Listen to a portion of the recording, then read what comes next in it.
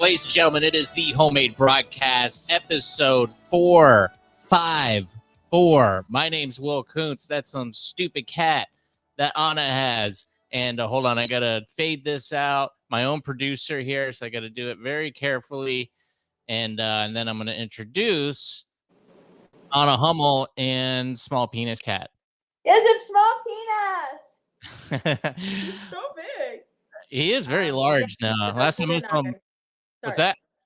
Oh, I just said Gouda and I are both saying hello. Welcome to the podcast. Oh, thank you. Thank you. That is Anna's roommate's cat. Yes. That she has abandoned, and now Anna possesses and owns and is raising it.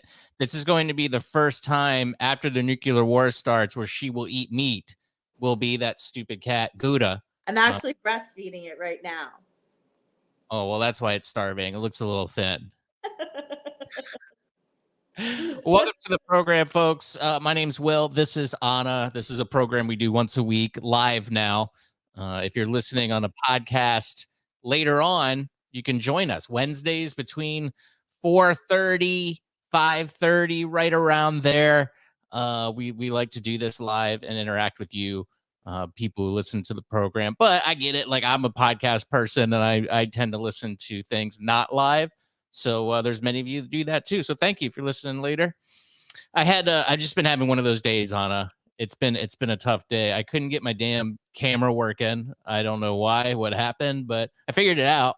Some setting was turned off. I didn't turn off the setting in the app, but I went all around, figured it out, got that back on. Also got some bad news about my employment. Well, not your employment, but you've been fired from a job you currently have. Yeah, no, I'm not fired from a job that I currently have, but I had a lead on a very cool job that I thought I was a shoo-in for, and they ended up going another direction, unfortunately. And I didn't even get past the first round of interviews. I did the first interview, and I kind of almost thought it was a formality, and then I got the hey, thanks for applying, but no, thank you. You're not what we want. We don't want you. So that was pretty disappointing. So I've been rejection hurts no matter what form it comes in, really. You know, it does. It does. I think at this age, it's almost, when you're a teenage boy getting rejected by women, and I'm sure it's the same for teenage girls and boys, and whatever your I don't want to leave anybody out. Whatever your sexuality preference is, it's tough getting rejected by a sexual partner. But now it's almost at this age, I feel like not getting, like, why don't you want me? I'm so good for this job. How could you not want me? And they still turn me down. Even with all I thought my resume is impressive. I think I have a prestige of working on a very successful and really a great radio station where I'm at now with the lineup that it has. It's phenomenal. I mean, you can't deny it. And then still, I had the freaking star of the show, of the network, the big dog, on his program saying how good I am. Right. And then I have my own show. And I even sent that. I'm such a creep. I went back, and somebody told me that this happened. So I went back in the app and found the audio, painstakingly spent so much time finding this audio, and grabbed it because I feel like it's a good thing to stick in your. Absolutely. And I even, after the interview, I even sent that clip in And I figured, well, this is gonna do it. This is gonna do it.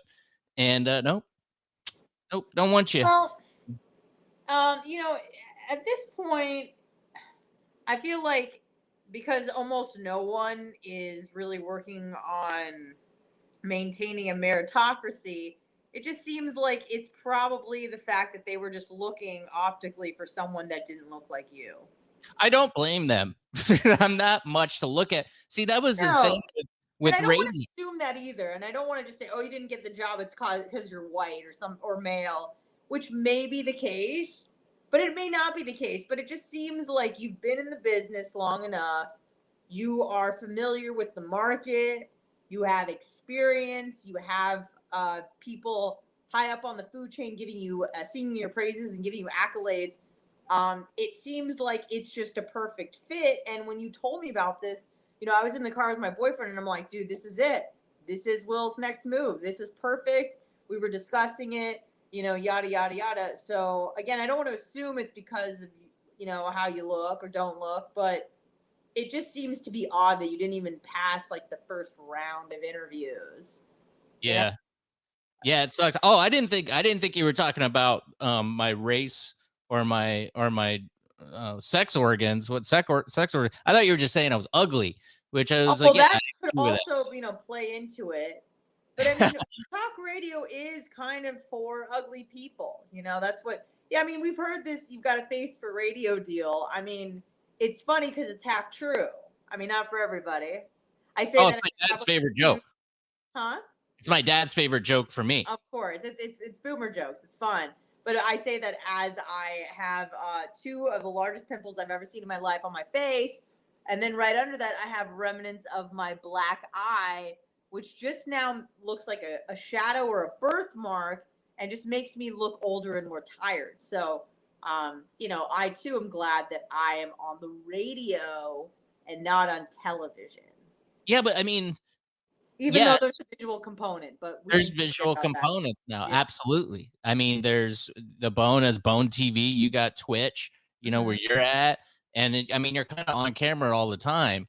Yeah. I don't think there's an expectation for radio people to be attractive, but it certainly couldn't hurt. I mean, it helps in every other aspect of life that you can imagine.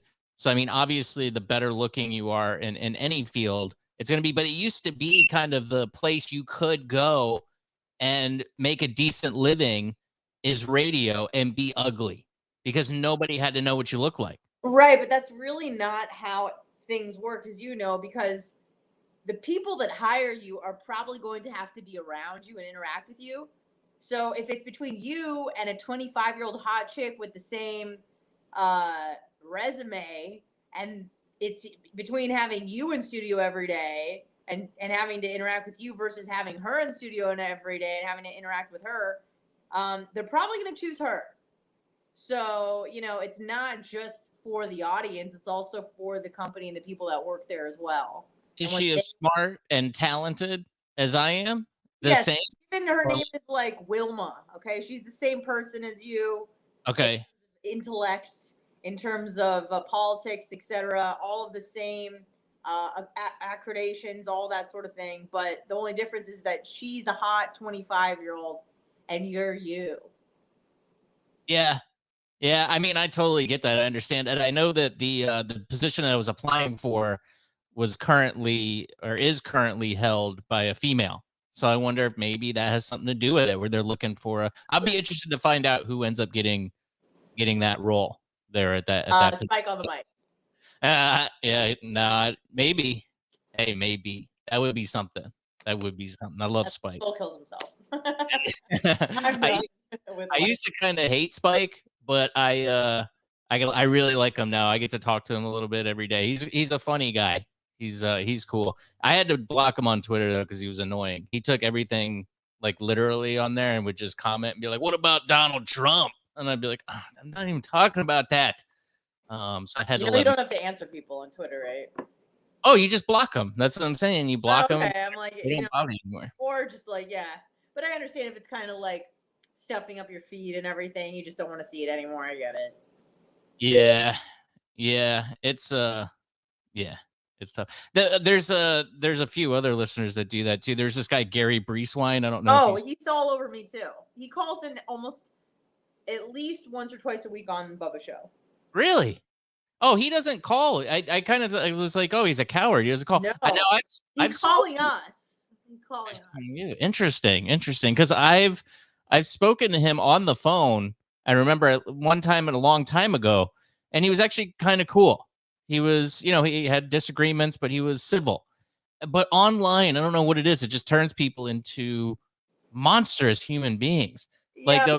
His thing is he'll say terrible things to you, and then be like, "Oh, you're very thin-skinned."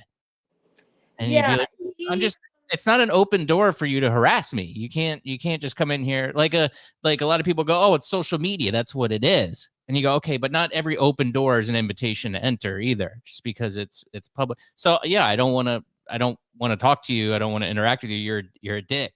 And then he is. I mean, I'm glad that you had a cordial conversation with him on the phone. It took probably about 1.5 years for us to kind of train him to have the proper greetings and salutations. Because usually we'd pick up the phone and he'd just be like, "F you," just go crazy, and we'd have to dump it. And it was just, he would say things. We have a member of the show named Dr. Dan, and him and Dan see eye to eye on nothing. So there was a lot of insult throwing, a lot of dumping that would have to happen. So I'm glad that you've had nice interactions with him over the phone, but he's been a bit challenging for us, although he's very much improving. So there's kind of this script that we have. We're like, hello, did you ever watch Seinfeld where it's like, "Hello, Jerry. Hello, Newman," where you have to give the greeting? That's what it's like when Gary calls. He's like, "Hi, Bubba," and we're like, "Hey, Gary." You know what's weird about him too is I was so, because he harasses everybody. And he's and I dug into him a little bit, and he's an attorney. I believe he lives in New Mexico. Yeah. Is he a former attorney? I don't think he's practicing anymore, because I really considered reporting him to the New Mexico bar and be like, "Look at this guy's tweets." Even though I hate that, and I think that shouldn't be the thing. Also, it's like, you're annoying me and you're my enemy, so I want to crush you now. According to Gary, it seems that he does this thing where, to give credit to his points, he'll come from a place of authority. And so he'll just say that he's a lawyer, and then all of a sudden he's a physicist. He's like, "Well, I'm a physicist." And then he'll just be like, "I'm an architect." And I'm like, are you a biologist too? Anytime he wants to make an argument via about science or about politics or about law, he comes in saying, "Well, I'm a physicist. Well, I'm a biologist." And I'm like, "No, you're not, Gary. Because you took one course in college doesn't make you a biologist." That's fascinating. I didn't. Well, first of all, it's a logical fallacy. It's a appeal to authority fallacy. Absolutely. But a lot of people fall for that sort of thing. We're like, "Oh, this guy knows what he's talking about because he's a doctor. He's a lawyer." So he uses that. And here's the thing. You can just lie. We've seen it with our own eyes when people are like, "I'm in real estate." Yeah, right. So he's just like, "I'm a biologist." It's like, okay, right, sure, why not? You had a friend like that. Yeah, I remember very well. I did, yeah. David Council said, "Why don't you just hide the person's tweets?" Yes, that is one course of action. Actually, I did that with him, where you don't see the responses. And part of me was like, it's going to bother them more if they send you tweets and then they're just not getting any sort of reply. That's probably going to bug them. Point. Yeah. And then there's the, if you block them, then that kind of gives them some satisfaction, because they know that, oh, I said something. Yeah, and it bothered me enough to go out of my way. But then you only have to do that once, and they're gone. Period. I even had to delete them or ban them from the Johnny B Show page, because it was something about a post about hurricane relief. He's a boomer. He's an idiot. He doesn't know how to use Facebook. And then he's talking about freaking politics. I'm like, dude, and that bugged me, because we're trying to raise money for hurricane, people who are impacted by hurricanes. Yeah. And this jackoff is just going on about politics on this post. And it's just like, man, I just can't do this anymore. Read the room. I got to let you go. If I had my way, I would say, please don't listen to our show anymore. Go away. I don't want you as an audience member. anymore, which is, we really need all the help we can get, to be frank. But honestly, I would much rather send him packet. And that's kind of the theory behind, instead of hiding their tweets, just blocking them. Because they're still around. You want to cultivate a community, I think, David, and you want people who are, I have no problem with people disagreeing with something I say, certainly, and you can, do it in a civil manner and comment, and I'll definitely talk back. But if you're just like, you're a effing moron, and just like, okay, well, you're just a jack off. I would smack you if you were in front of me, but unfortunately, you live in New Mexico and you're 80, so I can't do anything. So I'll just send you on your way. Next time he calls you, make sure you say that I said hi. I will. Yeah. I will. Yeah. What else did David say? He says, I don't know what's worse. What about us and those who bring politics and everything? Yeah. Both are bad. Both are bad. Especially on a post about hurricane relief from a hurricane that just devastated the Tampa Bay and I guess more South Florida, but even Tampa Bay was affected by this thing. And I mean, just take a break. Just take one day. Please chill. Just can't bring himself to do it. I did get this message too from Kevin. He says, hey, this is Kevin. I love your show. I'm disabled and my daughter's disabled. We have nowhere to go and we have 48 hours to vacate, please. Well, if you can help Kevin, he's got his Cash app right there.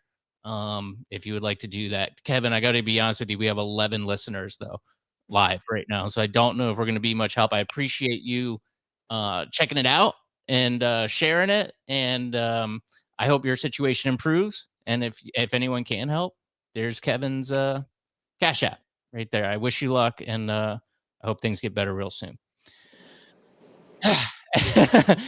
Anywho, speaking of the hurricane, have you heard about this phenomenon of line wives and bucket bunnies?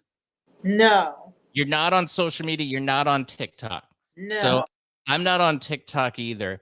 But there is a phenomenon going on right now. Line wives are wives of utility workers who, we had thousands of them come down from all over the place in the country, Indiana, South Carolina, North Carolina. They all came down here to help get Florida reconnected in the aftermath of Ian. And there is I don't know if you've ever been through a power outage from a storm, but I was out for 3 days here at my place. And there was not a finer sight in my mind than when you saw that power truck roll down your neighborhood. It was a feeling of excitement and gratitude and just like, oh my God, I got to go give this guy a beer. Yeah. And apparently there's some people called bucket bunnies who instead of beers, they offer sexual services to these men because they're so happy to see them. Yeah. I thought it was an absolutely fascinating trend. And apparently there's line wives on TikTok making videos about that and how they deal with, their husbands cheating. A lot of these guys, they get on on Tinder, and they make accounts while they're down here and just post pictures of them in the bucket. I'm a utility man. Hey, if you want to show your appreciation for us, I have a few ways. And then they have a point at their crotch emoji. And some ladies out there, bite on this whole thing. They sure do. It's fascinating. There's a line wife is the wife. Yeah, lineman. Yeah. Bucket bunny, according to the Urban Dictionary, is a woman who hops from electrical lineman to lineman looking to have sex, often not caring if the men are single or married. Bucket refers to the lineman's work truck and is a long extended bucket. Ooh. The term appears to be pejorative and often used in conjunction with the phrase line hoe, which I think I like that one better, frankly. And I did see some videos. I think there's cursing in them, though. Okay. So I don't know if I want to play them. We try to keep it clean here, PG-13. So I don't think I could play any of these. You've never offered sex for anything, right? Not that I recall, like an explicit sort of trade of goods and services, or what do you mean? Yeah, I mean, can you think of a scenario where you would, be like, okay, this is going to be something I'm willing to give my butt up for? No. No. You're There's kind of a classy broad. You have something called morals, which I don't is even know unfortunate if for you. morals is the word because I don't think that people that have casual sex are immoral. I wouldn't say that. I would say that I value myself in a different way than most women in the West, I would say. People, especially women these days, it seems, have more of a cavalier attitude when it comes to sex, and they've tried to um, treat sex like men often do. Not all, but that it's just kind of you can have it, and can have it. You're unattached, and it doesn't matter. And if you want to, have casual sex like a man, you're more than welcome to do so. I don't think that's good for the female psyche. We're built a little different. And I've always known this, even before I kind of knew the science behind it. I knew that I couldn't really like F like a man. I always knew that because I would hold hands with someone and fall in love with them. As like a teenager or a young person in my 20s, I would hold hands with a man and I'd go, I think I love him now. And I thought, well, if I'm already attached and we're just holding hands, I probably shouldn't bang him. Because in that case, I'm probably going to get really attached. So I kind of always had this idea that I get attached easily when I'm intimate with someone.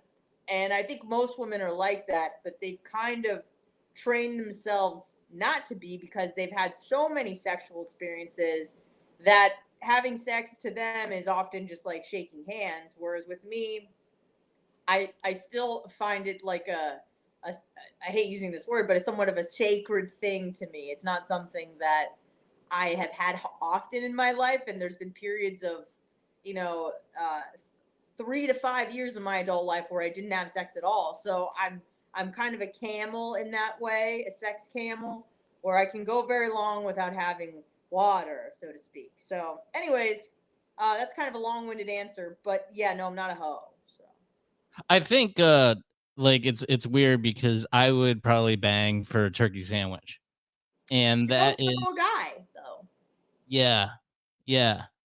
But I mean, I think it's kind of imprinted now on most women. And I think it's changing now. I think a lot of ladies have figured this out that it's a scam, to go through this whole thing. And just you're one of the guys. Like it's nature, if you want to blame that. I know that you don't believe in God, so you wouldn't say God, but a creator. There's just more to risk if you're a gal in the game. Like There's I everything to risk. yeah. Everything. I mean, okay, STDs, fine. Even women are more susceptible to STDs than men are, unless it's you know that door. But even Yeah. still, like it's the same concept of what is getting penetrated is usually more susceptible to the disease than the other way around. If that makes sense. Yeah. So, Yeah. and not to say that men can't get STDs, obviously they can, but just the anatomy of the way that things fit or whatever, it just women are more susceptible. So, but beyond that, it's mostly about the reason why women's chastity and virginity have been valued throughout human history is the because of the issue of paternity certainty, um, and the fact that, or not paternity certainty, excuse me, the risk of pregnancy. So if you get some broad pregnant, it takes you could literally contribute a minute. And that's, I guess, is even being generous. 30 seconds. And that's all you could contribute.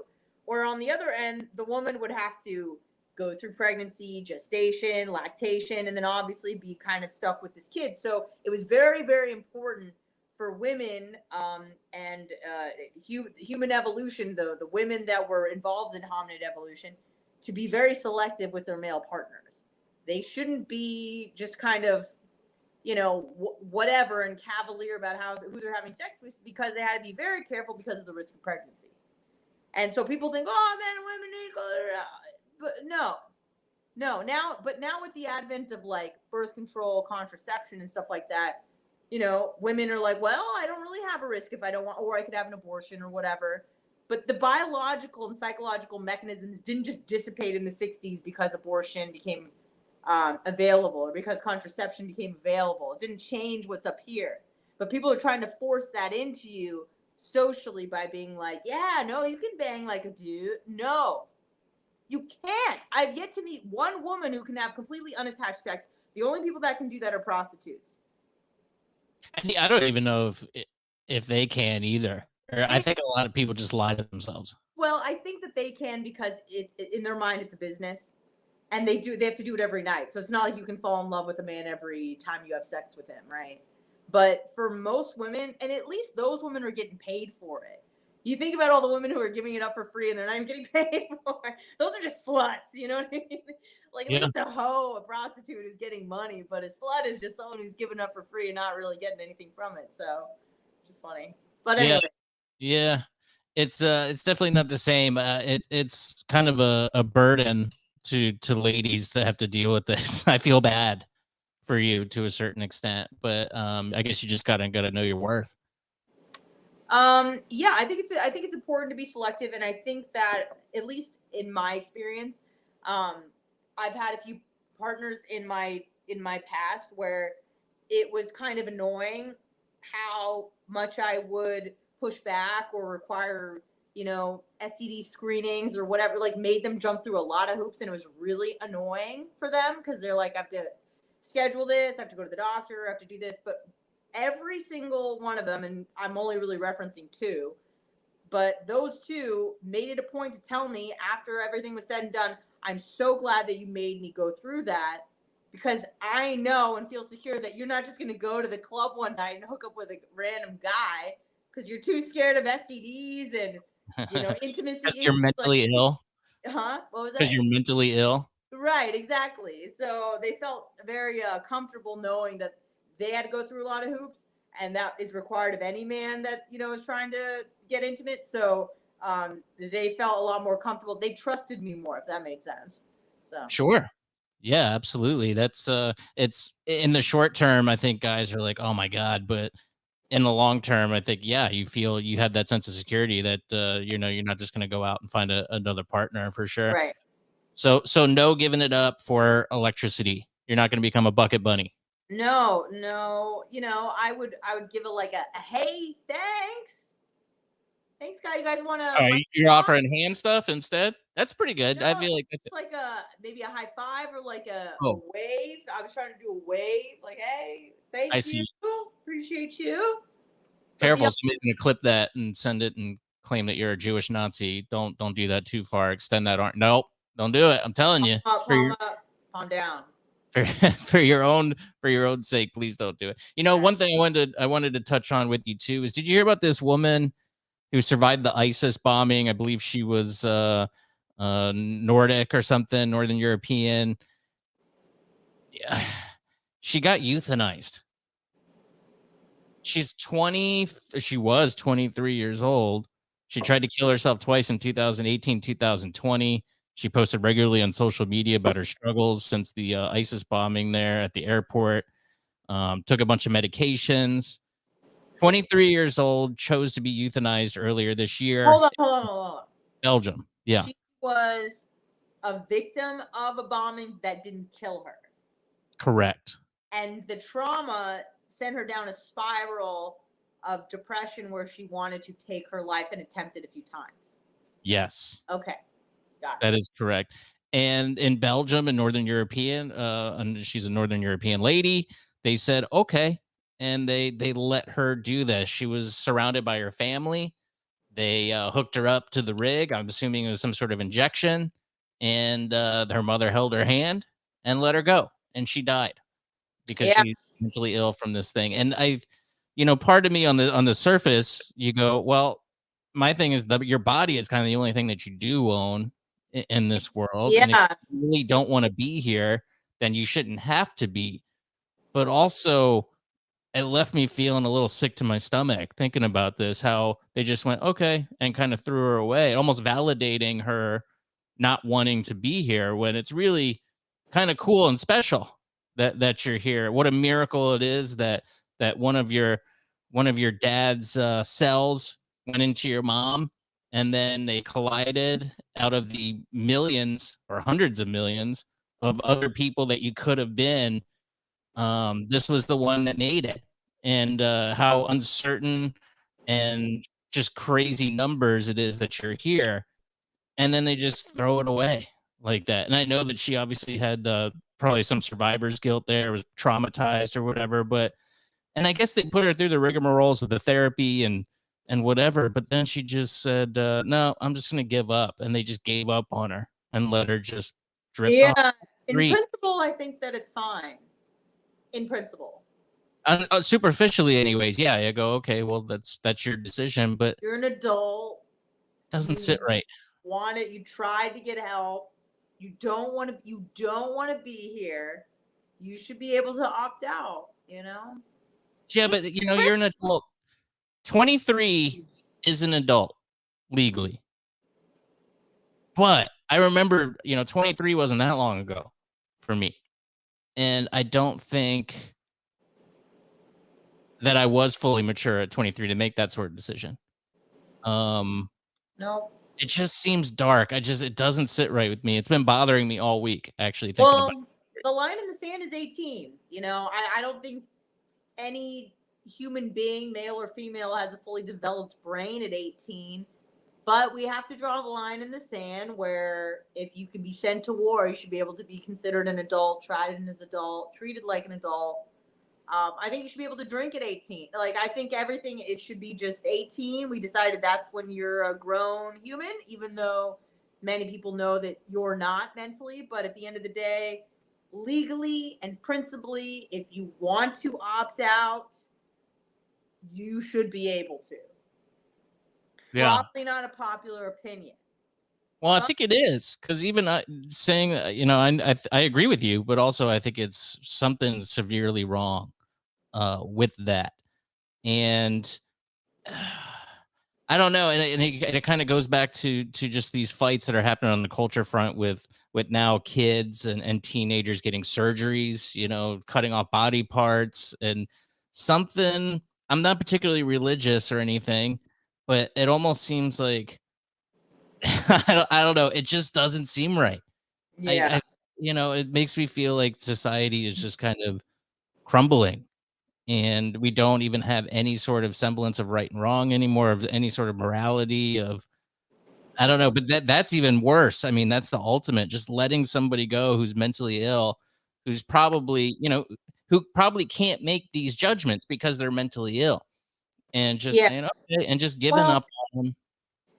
I mean, it I I don't know if you're familiar with this guy named David Benatar, but he's anti-natalist and he has a very interesting argument about how he wrote a book called Better Never to Have Been. And essentially he was making the argument that it's immoral to have children, which is pretty scandalous. It's pretty provocative argument to make. I heard him speak when I was in grad school. He came to a conference and he gave about an hour talk, and everyone was just like, because it was one of those things where he was kind of like the Andrew Tate of philosophy, where he's saying a lot of things and he's aggravating a lot of people, but everything he's saying is pretty much true, you know? And he makes the argument essentially that even the best lives that on the planet um, are go through an immense amount of pain and suffering. Even the best lives, even people who have lives like you and I, who don't live in Yemen, who don't live in Syria, who don't live in Ukraine, we suffer tremendously. And he was saying if you can eliminate that suffering, eliminating suffering is a good thing. He said now people always bring up the point of, well, what about all the great things, all the joy that life brings? He goes, well, if you take away joy, that's just a neutral thing. But if you can eliminate suffering, that's a good thing. Like that's a positive. So his whole thing was that you shouldn't procreate. We should just kind of hold hands and walk into extinction together, which is a pretty provocative argument, but it was very interesting and kind of along that same line, there are some people that are cursed with broken brains, especially people. I think the people I feel like the most sorry for, I guess, in terms of just like mental illness, are people that have schizophrenia, because they're hearing voices that aren't there.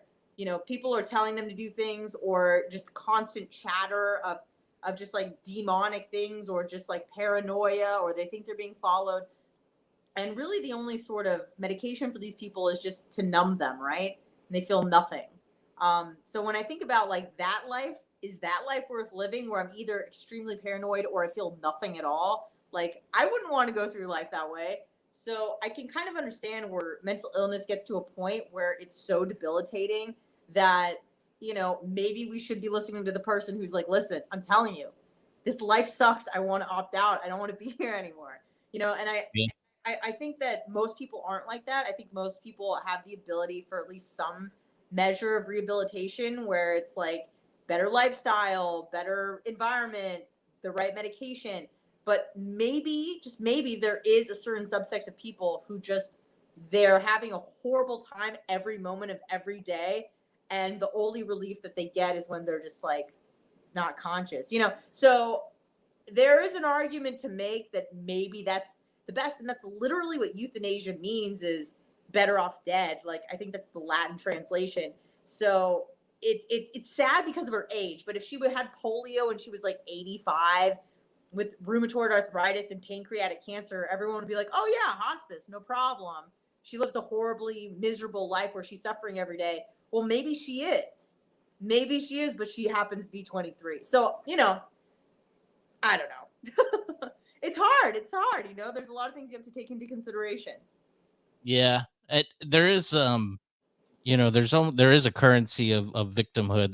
That's a word that gets thrown around a lot and often mocked, but I think it's very true. And there's the weakness is celebrated, and like, well, she did all she could and we're just gonna let her die. Now she wants to die, so we're gonna let her die.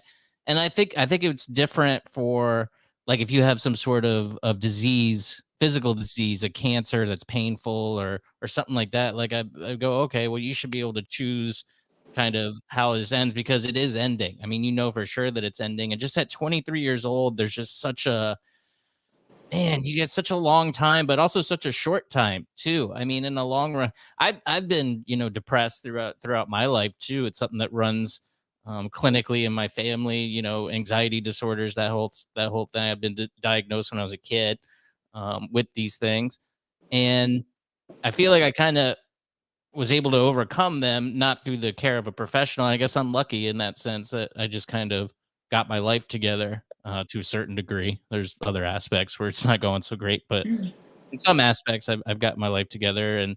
And you get sad sometimes. The thing that for me that really helped, the realization that I came to of when I'm sad and you don't want to be alive anymore or something, is it's only what, 80 something years? I mean, like, maybe 100 years max, for people, for the human lifespan now, and it's not really that long. Like, I can grit through, even if I'm sad, this amount of time, just because it's so short. You don't know what's on the other side, and, you're gonna find out eventually, but why rush that end? So you wake up the next day and something tremendous could happen, and also something really bad. But Yeah. that's kinda life, living that ups and downs, and I can grit through another 50 years or whatever it is, if I have 50 years left, whatever. Um, but it's just so sad to see, and obviously I haven't gone through an ISIS bombing. That's thankfully not yet, anyway, and hopefully never. But I don't know, it made me so sad for this girl and just her family. Like, I saw David. He said that as a father, he could never give up on his daughter. I don't have kids or anything, but man, I would imagine it would be the same thing.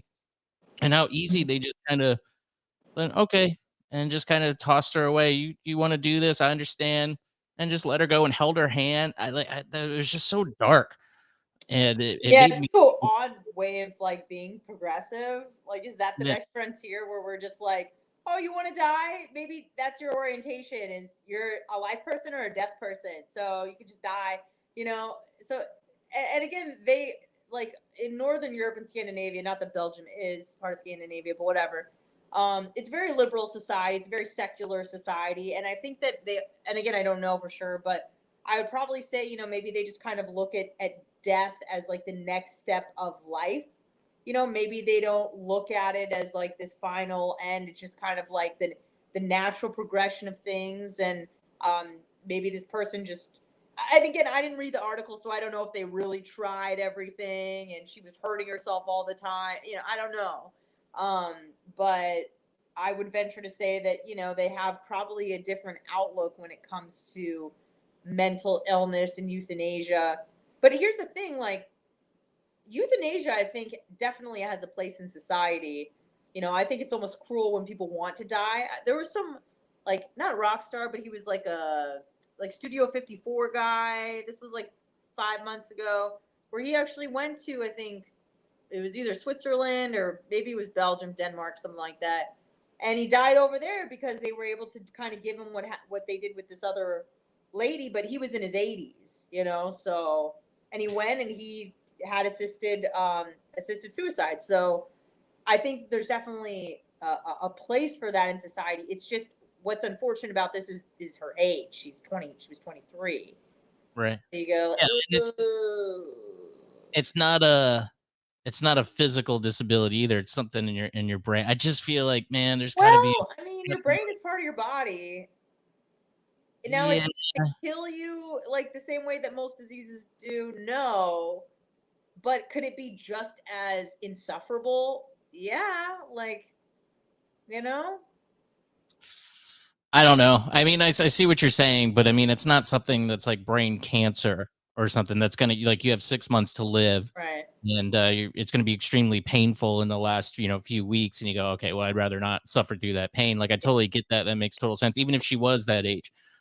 Um, but I don't know. It just seems like, well, you don't know what tomorrow is gonna be like. Maybe they'll find some new medication. Maybe they'll find some new treatment. Maybe she'll just the body and the brain can heal itself to a certain degree with some of these things. Maybe she would just snap out of it one day. Yeah. And she just gave up at 23, and it made me just feel gross hearing this Yeah. story. And I felt so bad for her, and just kind of it's really kind of sums up for me where humanity is going. Like we're just giving up.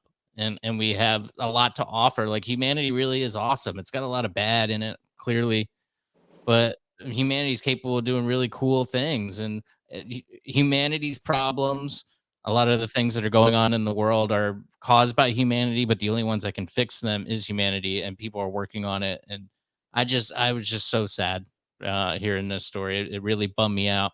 And like I said, I totally I'm with you. Like superficially it seems like, well, that's her choice, that's what she wants to do. But can you be physically um is she capable of making that decision? And if she's mentally ill, the answer I think is no. And again, it's just the parents just being like, yeah, well, we're just gonna give up. So Yeah, I I'm don't kind of just surprised that a physician would take on that case.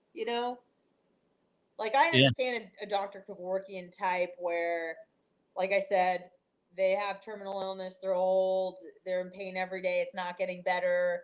It's just a few months between them and death, whatever. So it is kind of unusual that, someone who had I don't know if it was a state run thing. I don't think that it was. It sounds like it was like a private enterprise. It was like, yeah, come to this really nice facility. There's a spa, have a nice last meal, friggin' drink this cyanide, go to sleep, don't wake up, sort of a deal. It's Um, dark, man. yeah, it's It's dark, but really. it's kind of it's disturbing. Even though I believe in it in principle of like what you should be able to do whatever you want. If I was a physician that was involved in assisted suicide, I don't think that I would be able to take on a case like that and sleep well at night. So there's also that. Like it feels wrong, but on paper it's like, yeah, I mean, she should be able to do whatever. Empathy and sympathy for people is causing humanity to do some really ghoulish demonic things. And it goes back to even these treatments of removing body parts and messing with chemicals, when they're before puberty, and then even going, yeah, you can just die if you want. I don't know, and because they're tormented, and this is the only way. It's gender affirming care, and then life or death affirming care. You could just go down this route, and it keeps the slippery slope seems to just keep going and keep going. And I think any normal observer, even if you support these things, there's got to be a point where you step back and be like, wait a minute. Are we doing? Is everything okay? I don't know. And I think a lot of people just go, it's not my. I'm not even. I just go and push a button for D or R. That's all I can do, and I totally get that. But man, it just seems like we are slipping into the darkness, and it just keeps going, and it seems to be accelerating faster and faster. And I almost wonder if a nuclear war is what we need at this point to kind of reset. Well, And it sounds like we're right on the edge of World War III, so bring we it got, home. yeah, the president purchased $400 million worth of radiation pills. There's a lot of construction But going not on. related to the conflict that's going on. It's just, Yeah. just to have in case we need it. Yeah, it's there's those bunkers too where Congress goes, and they're working on those at a drastic rate right now too. Look, I don't know. It's not Yeah, good. those are the people that are making the decisions to possibly get us involved in a nuclear war are the ones that have protection. So it's a little it's a little unnerving that those are the people that are making the decisions that could possibly bring us into war, and those are the people with the resources that have the underground bunkers. You and I don't. We Yeah. don't have underground bunkers. We're So we're in Tampa Bay, and CENTCOM for the whole war machine is right here at MacDill Air Force Base. So I think at least we would probably be the first to go, which might be a blessing. But yeah, it's dark, man. I'm really concerned about what the next few years is going to bring. But I guess that's always the case. There's somebody walking around with the end is near sign. It's always been. So I don't know, but it's hard to stay positive right now. With the news has just been killing me lately. So I don't know. It's pretty dark. David said it was actually the owner of Studio 54 that did the euthanasia okay, thing. I was right. Yeah. And Mike from St. Pete says that he's right down the middle. I'm with Will. How terribly sad to offer no other options to a 23-year-old. But I'm also with Anna, where sometimes your mind has madness and you can't bear to live. So, boy, what a depressing program this was all around. I'm so happy I was able to bum everybody out today with my own personal gripes, and then talk about a woman who killed herself at 23. Wow. Well, I can turn it around. Yeah. I am going on a fun little excursion this weekend to Where? Savannah, Georgia. Oh my, lovely. Savannah's Yes, great. for a bachelorette party, actually. Oh, I finally got my first inclination of what could possibly happen with a bachelor party. We're in the same. Right. You're on We're you're both on in the the same bride side. I'm on the groom's. wedding, bridal group. Are you part of the bridal party? Is that like Yes, groomsmen? Okay. Yeah. So correct. I'm a bridesmaid and you are a groomsman for Johnny B and Leah's wedding, which will be happening in the middle of December. So Correct. this weekend on Friday, right after work, going to the airport, baby. Going to Savannah. Well, And that's then gonna be we're gonna awesome. let loose. That's what's up. That sounds fun. Yeah, I'm looking forward to seeing what we're gonna do. I don't. There's not as much urgency as it seems on the groom side.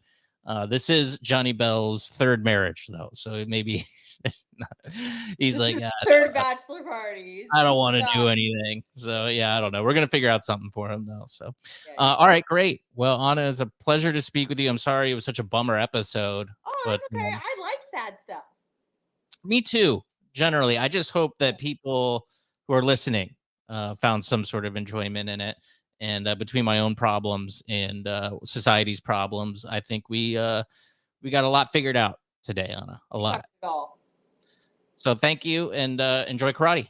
All right. Bye. Hi, there she goes.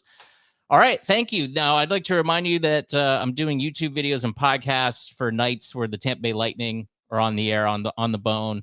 So there's one up right now about the kid who got tackled by security. I'd like you to go please check that out. Please share these things. That really helps out too. WillsYouTube.com, WillsPodcast.com. They also go up as audio only over there. 813-693-2124. There was a lady who was texting that number who was thought I was a man named Larry.